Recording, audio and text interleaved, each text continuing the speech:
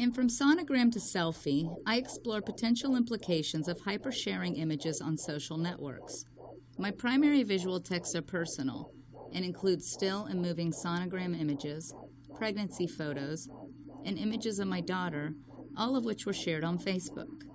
Pairing these images with written texts, I hope to incite thought and challenge viewers who likely engage in similar social behaviors to think about what it means to document another's development so publicly. Drawing from feminist, body, and visual theorists, I pose more questions than answers, inviting dialogue and feedback on this developing project. Some issues this project asks us to consider include the short and long-term effects of selfie culture, the role of image sharing on identity formation, such as developing identity through the camera lens, through social networks, and under a perpetual social gaze. Effects of the use of photo filters and the increasing ease of access on self-image of developing individuals. Issues of privacy and ethics, especially where young folks are concerned. Bump watch culture, or the featuring and public scrutinizing of pregnant women's bodies and implications on pregnant women, on folks who cannot conceive, on non-binary bodies, on disabled bodies, etc. In Technologies of the Gender Body, Anne Balsamo examines the pregnant public body using an example of a woman touching a stranger's belly and asking if it's a boy or a girl.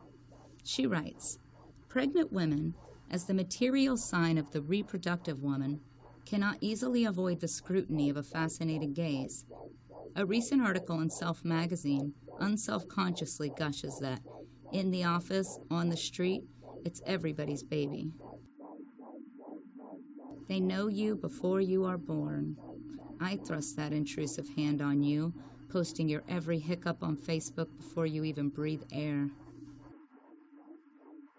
In Reproductive Surveillance, The Making of Pregnant Docile Bodies, Molly Cummins argues that, as the mechanism by which society reproduces itself, pregnancy is by no means a private matter, but is peculiarly susceptible to social intervention and control.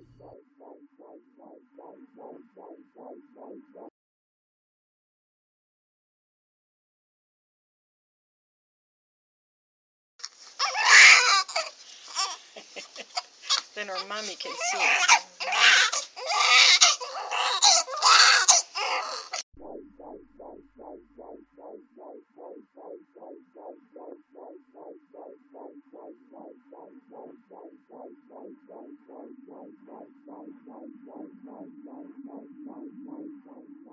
Susan Sontag argues that the proliferation of photographic images have begun to establish within people a chronic voyeuristic relation to the world around them.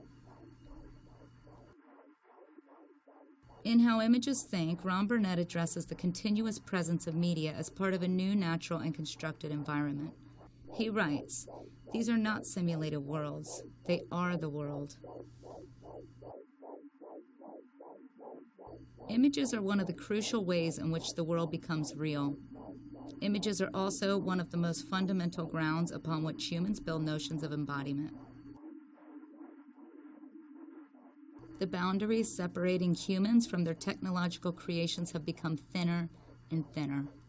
Burnett, How Images Think.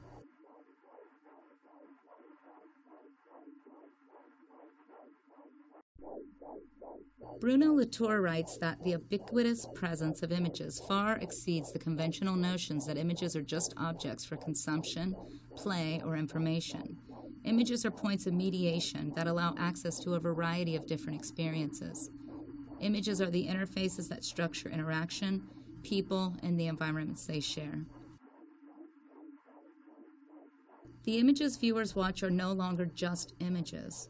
Rather, images represent a technological intelligence that shifts the way humans see themselves from individuals to hyperpersonae, where identity no longer resides in one particular place, object, or person. The beauty, as well as contradiction of this process, is that spectators become less and less aware of the influence of those materials upon the experience of viewing. In Society of the Spectacle, Debord claims that all that was once directly lived has become mere representation. Images have supplanted genuine human interaction. He raises important points, but I disagree. Rather, we represent experiences and stimulate and enhance human interaction through images. We represent those things through images, not the other way around. Images are not substitutions. They are representations.